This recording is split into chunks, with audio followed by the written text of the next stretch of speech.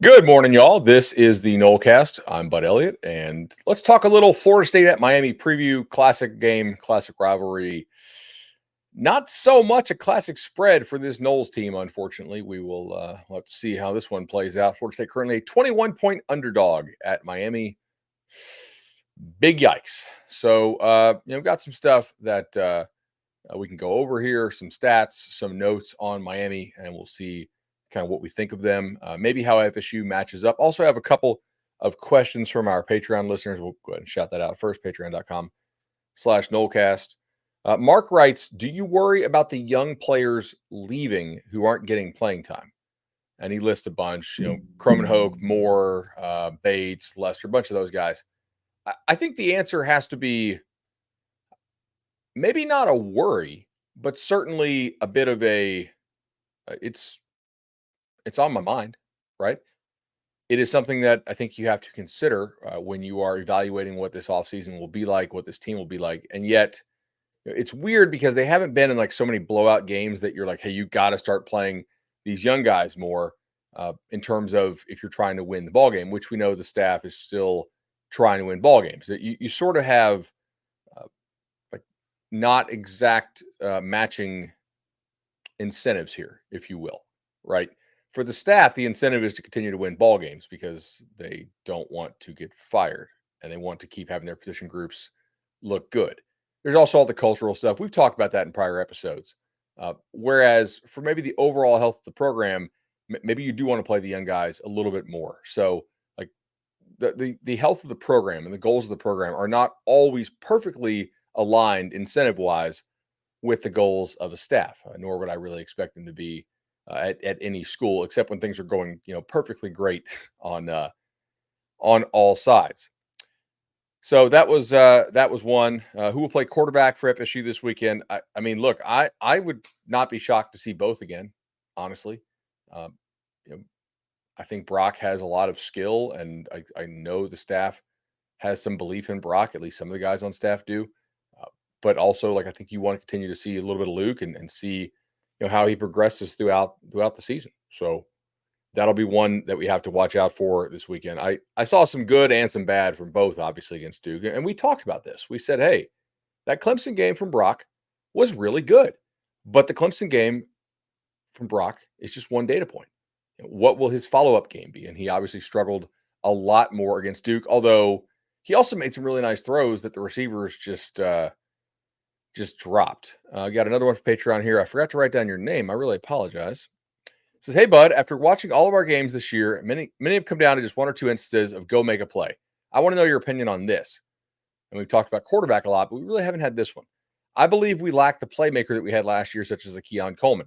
How different would our outlook for the season be if we had that one-star receiver? Yeah, I think there are numerous games in which if you had one guy come down with the ball, make a catch, that you could have won. You really have not had a great, like, true let up game on the schedule. Now, you could tell me, hey, bud, if Florida State was actually like a really, really good team, then several of these games are let up games, right? Memphis should be a let up game for a really good team. Georgia Tech is not an amazing team, right? Sure, but it's once it becomes clear that FSU is more of like an average football team, right? Which I think within the FBS they probably are. They're like somewhat below average in the Power Five.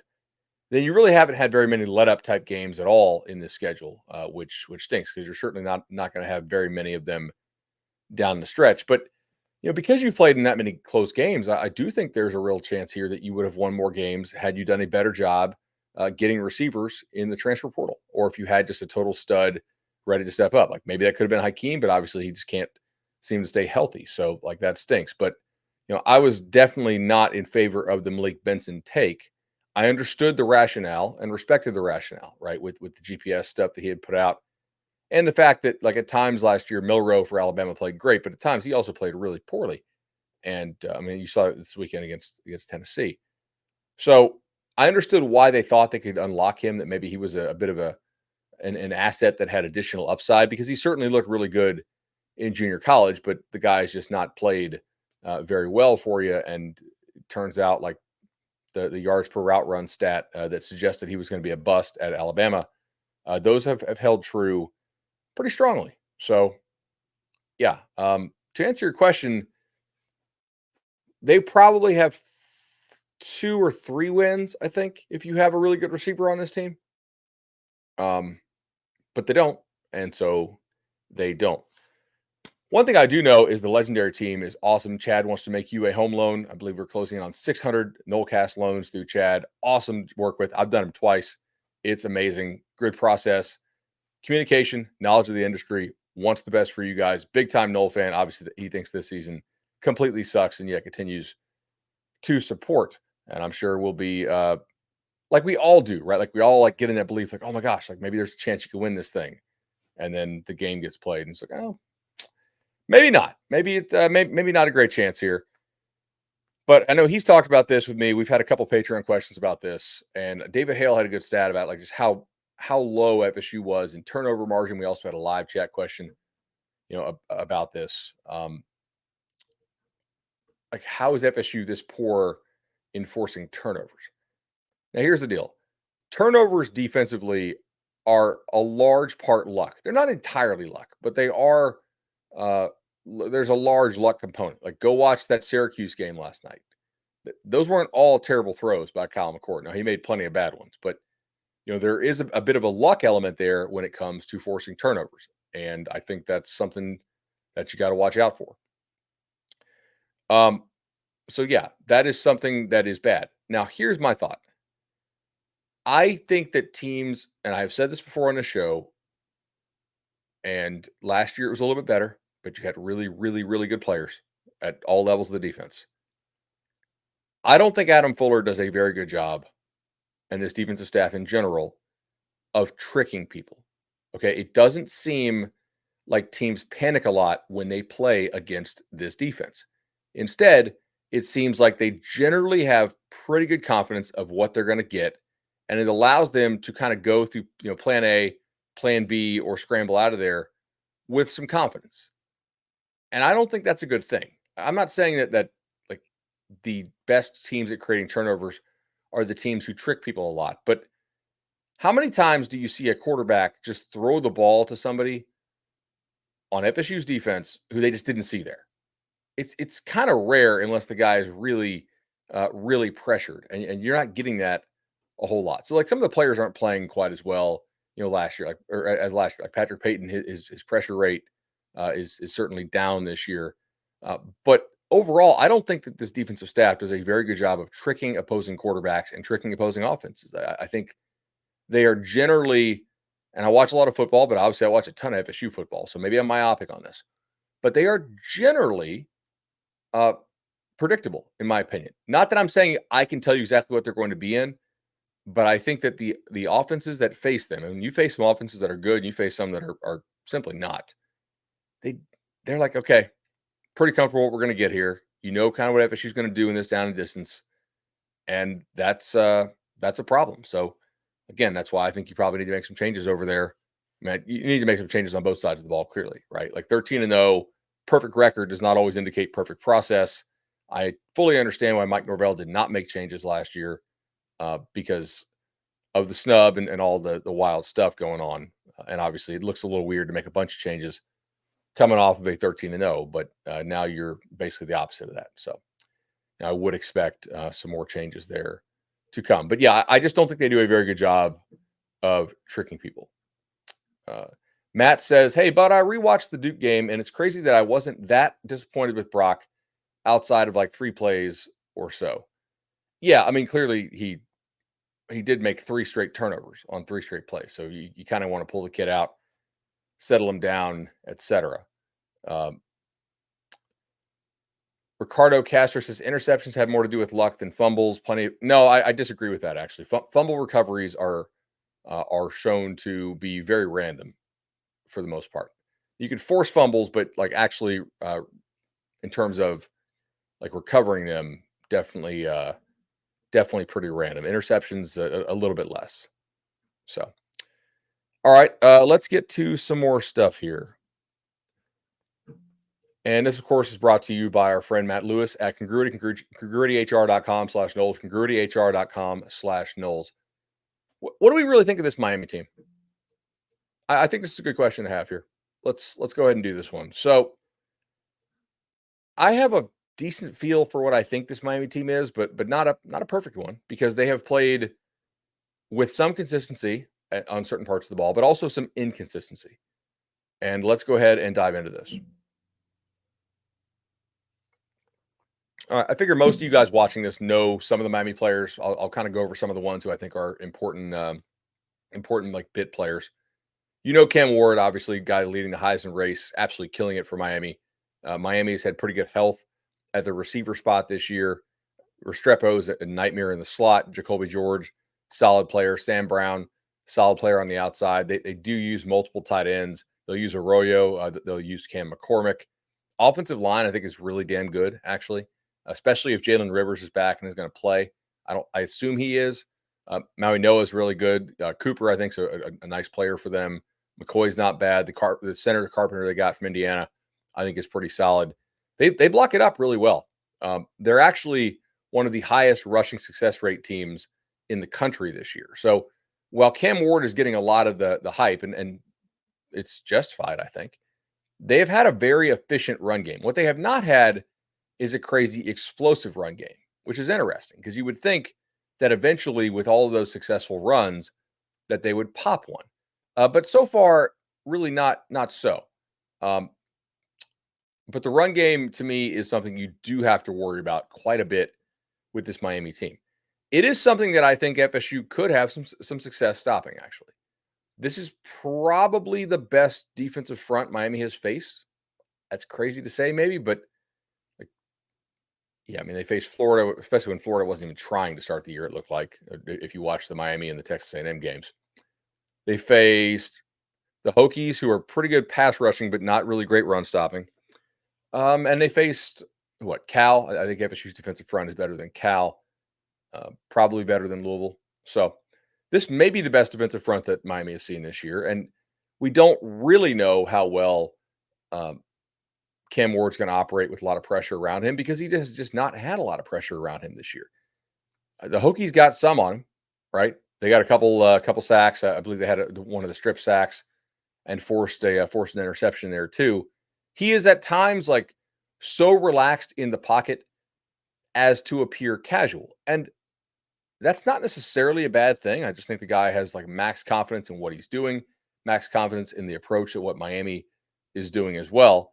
Um, but you may be able to slow them down a little bit in this game if you come with a really strong defensive effort. If you have a bunch of guys on defense who are still really bought in, like maybe Farmer and Jackson and Peyton really bring it this week. We will see how well Az Thomas can get it going. Like I think he's actually had a pretty decent year from a coverage standpoint. How does some of the other guys in the defensive secondary react though? Because Ward, one thing I have admired about his game so far in watching him at Miami is that he does not seem to lock in on one guy too much. He's very comfortable throwing the ball to any of his targets. So everybody on defense, and this is, of course, it's a tautology. Everybody needs to be ready. Of course, they need to be ready. Yeah, it's football, but like legitimately so here, he doesn't really seem to lock on to one guy. Everybody has a lot of different targets on this team. He'll throw it to George. He'll throw it to Arroyo. He'll throw it to McCormick a little bit. Throw it to Restrepo, quite a bit. They'll throw it to George as well and to Sam Brown. They have a lot of guys who are good pass catching targets who fit together nicely, like in terms of a puzzle piece here. And I like what they do, I think, conceptually there. Some of the teams, though, that have played them have been able to kind of cloud some of the passing lanes, right, and get some pressure without blitzing too much. Cal did some until they broke late. The Hokies probably are the top game plan for this so far, and yet Miami still came back and won that game somehow. They seem to turn it on, and they seem to score 40 plus in basically every single game that they need to. They're not a crazy tempo team. They can crank up the tempo at times, but the overall lack of like negative runs for them, I think, is something that is underrated about this offense because they are not typically operating in second and long, third and long. Occasionally, Ward will take like a bad first down sack because he's trying to push the ball downfield and hold it, and maybe it's not there. But he's also a real threat to scramble around and run with the football. So I am pretty impressed with him, from that standpoint as well. So yeah, I like a lot of this team. I think it's a good football team. It's a really good offense. It's in some of my numbers, it's the best offense in the country. Now I don't know. Do I truly think that? Maybe, maybe not. But like who else do you really love out there this year? You know. Uh, Let me see. So this is from Jimmy Jam's Burner. Do you think FSU's team can look at what previous Miami opponents have done successfully and try to implement that, or do you think they're too weird about trying to just execute their own game? Yeah, it's a good question. I kind of covered this some. I think you may want to do some of what the Hokies did, but you kind of have to play your own game plan because, right? Like, doesn't it just make sense? Like you got to run your own stuff. You can't just try to install a different defense in a week's time. You could put a couple elements in, a couple calls, right? But the thing is, even if you play your A game, it is it truly going to matter? Because the other side of the ball, like that side matters too. The one thing I would say that has not really been done super successfully against Miami because they have been so explosive. Can you make them be really, really patient? Can your front win without having to blitz them much at all? And it's hard. And keep Ward in the pocket, not allow him to run around because like, man, on the run, he makes some sensational plays and occasionally throw it across, like back across the middle and get picked and whatnot. But I think Miami's probably at a place where they just decide to live with that because of all of the other good stuff. It- You're probably like the biggest team they've faced so far. Are you able to somehow do basically what you did to Clemson and force Miami into field goal attempts or turnovers in the red zone, not allow them to hit the explosive plays on you? That's probably the key, right? Um, to me, I don't think that you can win this game if Miami hits multiple explosive touchdowns on you because, first of all, the stats say almost nobody can. But second of all, just where your offense is right now, it's not really an offense that I think can win a game of this magnitude against a Miami team if you need to score like more than 24. Like to me, that's a bit of an issue, obviously. So I think you have to try to make sure that Miami plays super slow, maybe even let them run the ball a little bit between the 20s. And once they get down there, then and maybe you focus more on it. But you hope to try to win in the red zone in the compressed area. Uh, Hokies came close to that for sure. Ricky D. Callahan has got to tackle better against Miami. Yeah, I mean clearly you have to tackle well.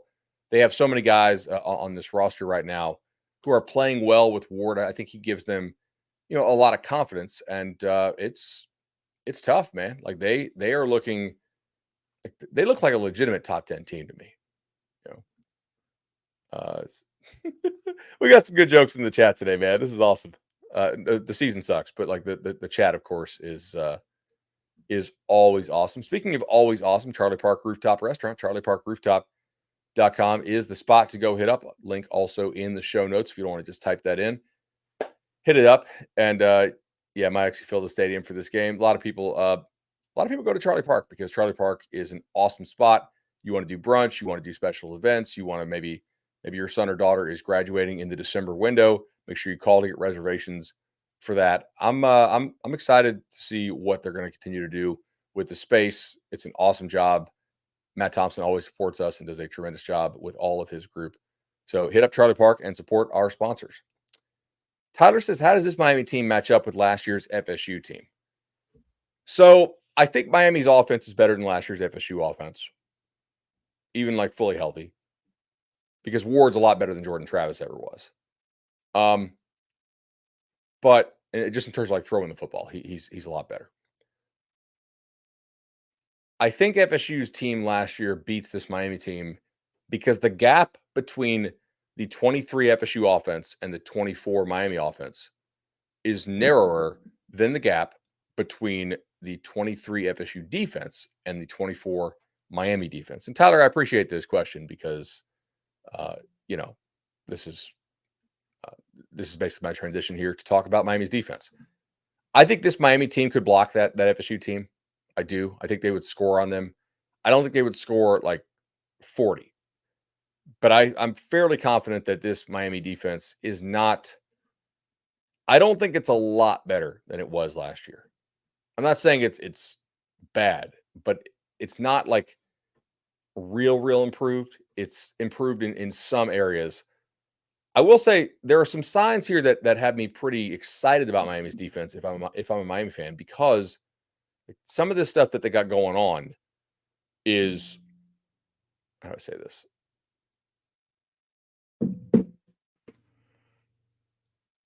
They're like giving up these explosive plays in weird ways that I don't really think is sustainable for the opponent. But on a down to down basis, they're stopping the ball pretty well. So to me, like if I'm an FSU fan, I'm like, shoot, can you recreate these quote unquote fluky plays that these opponents have had? Like Cal had 5 plays, I think, of 60 plus or 50 plus or whatever it was.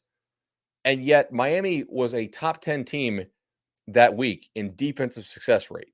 And you might say, well, hey, like that's why defensive success rate sucks as a stat. It doesn't. It just tells one part of the story. It tells me, like, hey, how often are you having good at bats at the plate? It doesn't tell me it doesn't tell me how often you're hitting the ball over the fence or not, right? But it's a piece, and it's probably a better predictive piece than some of the explosive metric pieces out there because those have a little more noise in them.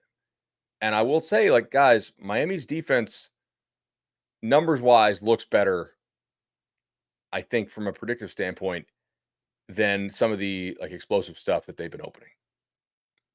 I don't know. We will see if that continues. Offensively, regardless of who the quarterback is, I think you're going to have to move them a lot and do a lot of like quarterback run stuff if you actually want to have a game plan that gives you a chance to win this game if everything goes in your favor. Okay. Like Tyler Barron, going to be really hard to block. Barrow, CJ Clark, Keem Mesdor, like those are pretty good players for this Miami front. Barron has played well for them at times. You also got this guy named Ruben Bain. You may have heard of him. I don't know. Pretty pretty good player. I don't think FSU has a snowball's chance in hell to block these guys consistently, personally. But if they find a way to, which again, I don't think that's going to happen, but if they find a way to, then you kind of get into it because then you could kind of start to look at like the soft underbelly of the Miami defense, if you will, and it's been that defensive secondary.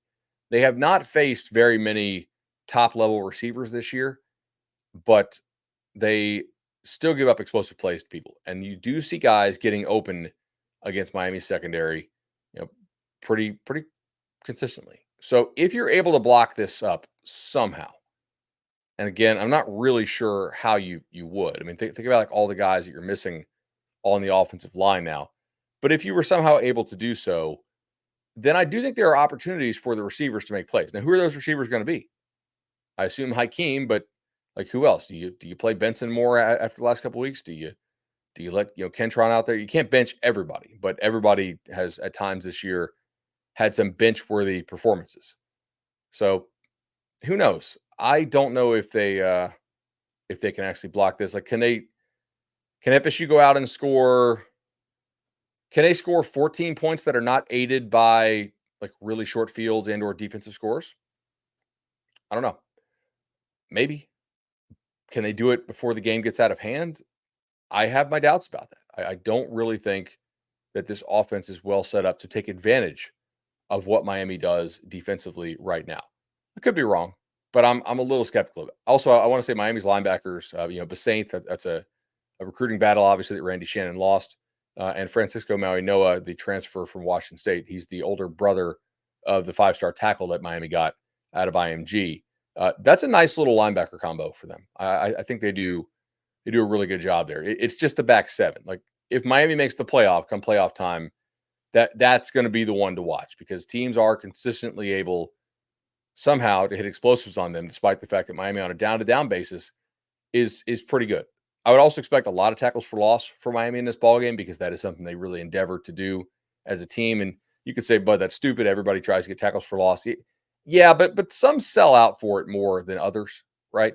And in this case, I think Miami is in that category of selling out for the tackles for loss more than most teams would sell out. So, just something to watch for there. On the injury report, I don't know about Damari Brown and Elijah Alston. Have them listed in yellow, so we will see if they go. That's a D lineman in Alston, and Brown is one of their DBs. You're going to get like a lot of blitzing from this D coordinator typically if they have to.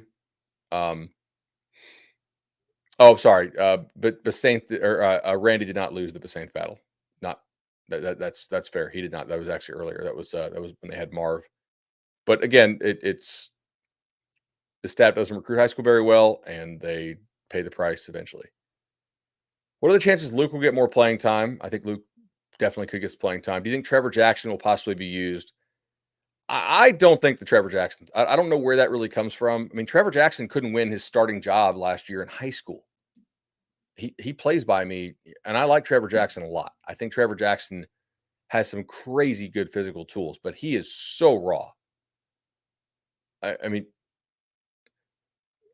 what are the odds a guy who couldn't win his high school job last year, he ends up playing for FSU as a true freshman?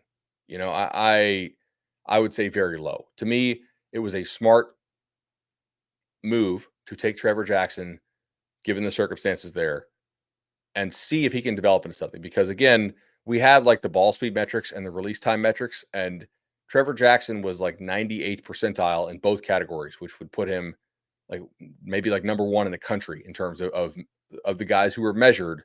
He was way up there from some of the camps he went to. But that's not playing quarterback. That's just throwing the ball hard and fast. And he has a long way to go to play quarterback at the D1 level. So I would say I have we got this question a lot. I have no idea where this Trevor Jackson hype for this season or next season comes.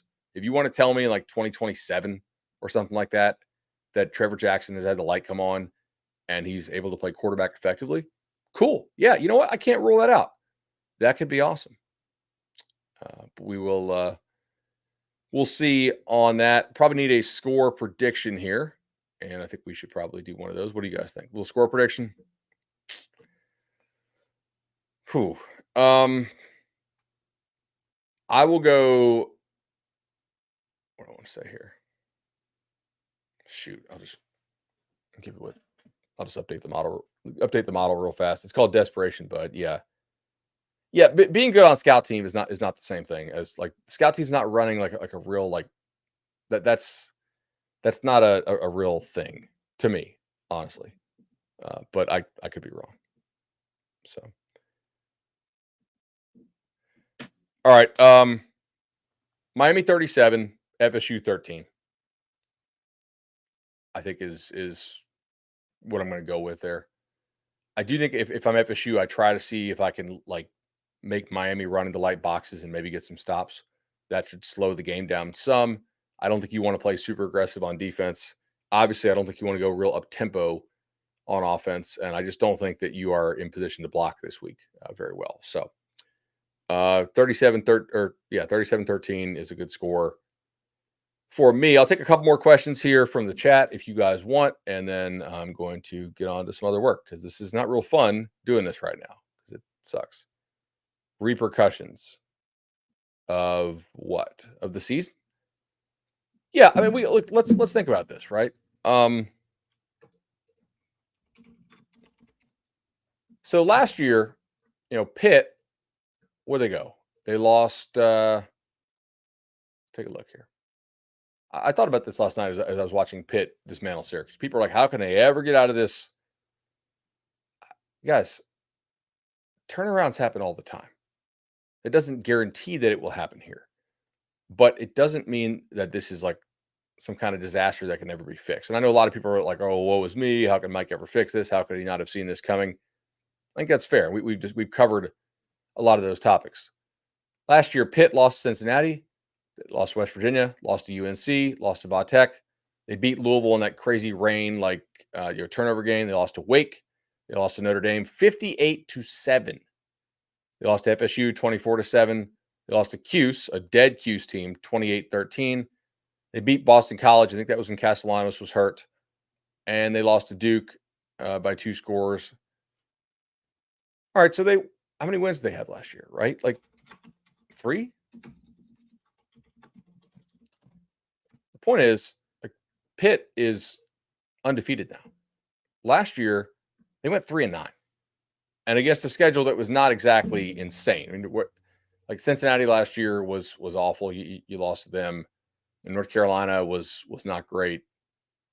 You got Vatek early before they started turning it on, and you still lost to them. And you lost to like the worst Wake team in a long time.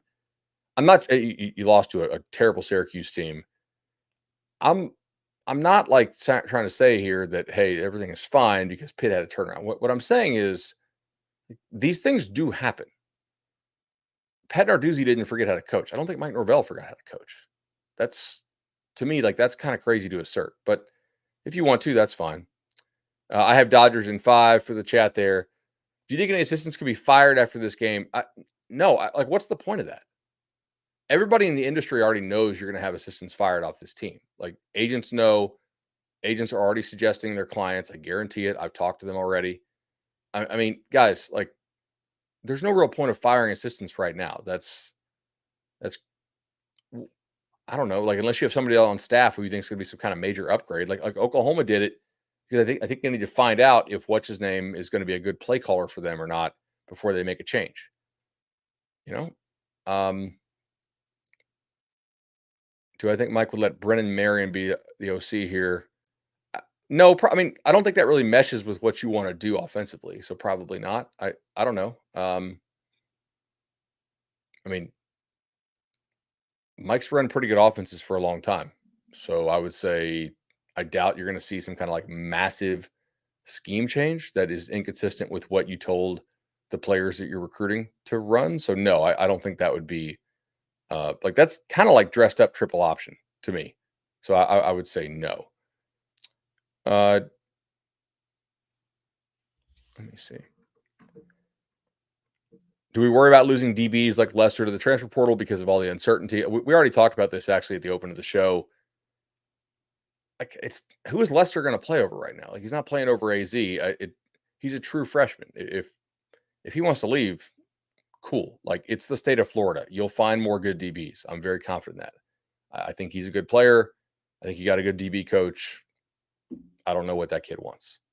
Again, this is me reacting to the chat. I don't have any information that he's trying to leave. If he does, you know. Again, I already answered this, Ricky. Like, do you think any assistants will be fired after this game? No, I don't see the point in that. Like, who are you going to have coach the remaining games? Like there are still games to be played. Like, that's you can't hire anybody right now. I don't know unless you got somebody who's like really insubordinate. I don't think that's a thing. I assume there's some guys who probably know they're out and will see their roles in recruiting kind of de-emphasized, like a little bit like on the road less.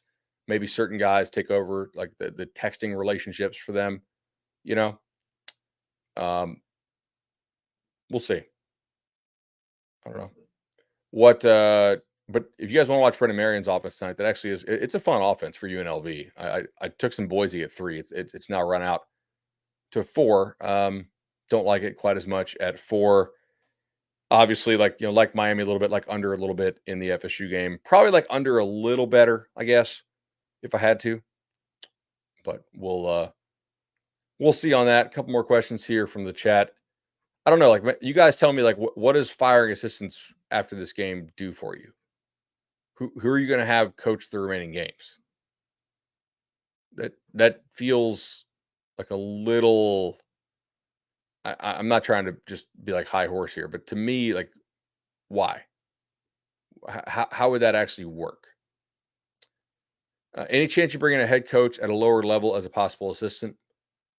Yeah, I mean, I think you kind of have that guy on staff right now in Chris Thompson, right? I mean, he's a dude who's very much like a close confidant of Mike, a guy who's Mike's spoke really highly of. I just think you got to get good football coaches in here who mesh with young people pretty well, and young people specifically from the region that you recruit. It doesn't mean you have to have Florida guys, but I probably wouldn't get a ton of Northeastern guys or guys from out west. there are definitely young coaches out there who I think could be a good fit. Um, if you wanted to look, I'll give you this. There's a guy at Tulane who I think is doing a really good job this year with the offense, named Joe Craddock. He was trying to find his background here. Um, I think he was a high school coach in 2010, 2011. I don't think him and Mike have ever crossed paths. Then he played QB at Middle Tennessee State. So I guess they've been in the same state before. Worked at Clemson. He was Troy's OC for the last 2 years under Summerall. I really didn't necessarily love their offense the last 2 years under Summerall, but it was kind of more of a complementary offense to a defense that was just unreal for that level in the Sun Belt. This year, and they have good players clearly, but I've been pretty impressed with what they're doing. Some of the concepts they run, some of the way they kind of game stuff with motion is nice. So if you guys want to, who does Tulane play this weekend? Oh, North Texas. Yeah. Watch that Tulane North Texas game. You guys want to watch an offense that I just personally I've enjoyed watching this year, and it doesn't seem like what they do is wildly inconsistent with what FSU runs. So if you want to bring in other guys, who knows? I don't know how that would all mesh and fit together, but we'll see how that goes. All right. That's pretty much it for me. 37-13. That one hurts. Obviously, if they win, definitely an instant reaction. If they lose, probably more of like a Sunday morning one, I would think. We'll see. But I will catch y'all later. Take care.